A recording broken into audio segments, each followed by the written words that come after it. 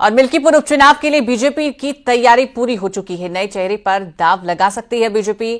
आज प्रत्याशियों के पैनल पर लग सकती है मुहर। प्रत्याशियों के पैनल में सुरेंद्र रावत, बाबा गोरखनाथ का नाम, शशि बाला के नाम पर भी चर्चा हो रही है। और बता दें कि 14 जनवरी तक प्रत्याशी के नाम का ऐलान हो सकता है। तो बड़ी खबर उपचुनाव को लेकर, मिल्कीपुर उपचुनाव को लेकर बड़ी जानकारी आपको दे रहे हैं कि बीजेपी की तैयारी पूरी हो चुकी है और बीजेपी नए चेहरे पर दांव लगा सकती है।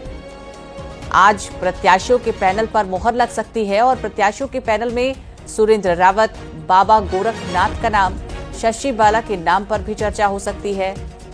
बता दें कि 14 जनवरी तक प्रत्याशी के नाम का ऐलान हो जाएगा।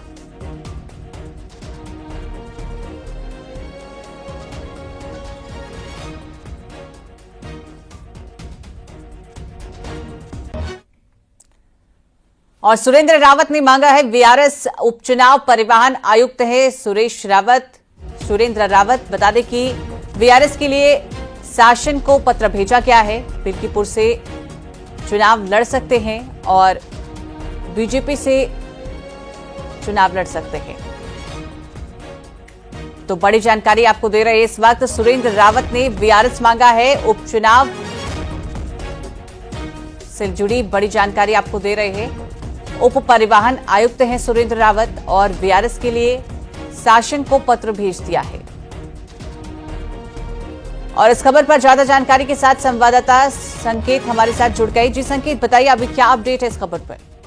देखिए, उप परिवहन आयुक्त हैं उत्तर प्रदेश के सुरेंद्र कुमार रावत। और सुरेंद्र कुमार रावत ने दावेदारी जताई है भारतीय जनता पार्टी का मिल्कीपुर से उपचुनाव लड़ने के विधानसभा की। और उससे पहले उन्होंने वीआरएस भी मांग लिया है। वीआरएस के लिए बाकायदा आवेदन भेज दिया है, शासन को पत्र लिख दिया है।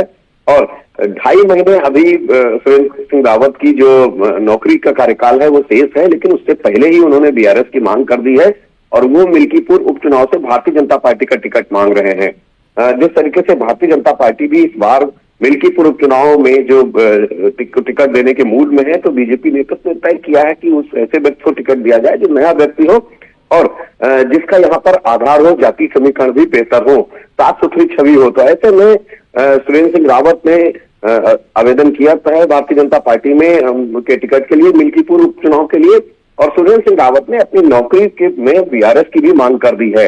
बाकायदा पत्र शासन को लिख दिया है। बीजेपी लेकिन नए चेहरे पर दाव क्यों लगाना चाह रही है? बिल्कुल, देखिए, बीजेपी की कोशिश है कि जाति समीकरणों को ध्यान में रखते हुए साफ सुथरा चेहरा मिल्कीपुर उपचुनाव में उतारा जाए।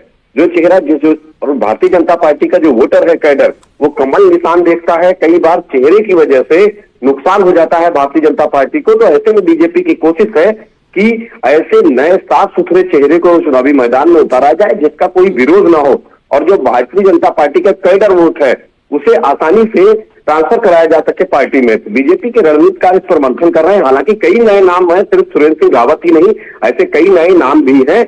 और आज भारतीय जनता पार्टी का जो पैनल है उस पर भी मंथन होना है, फाइनल होना है। मिल्कीपुर उपचुनाव को लेकर 14 तक सूची भी आ जानी चाहिए, उसकी भी तैयारी कर रखी है भारतीय जनता पार्टी ने। यानी कहीं ना कहीं कि बीजेपी इस बार नए चेहरे पर दाव लगाने के लिए पूरी तरीके से तैयार है। फिलहाल 14 जनवरी तक ये साफ हो जाएगा।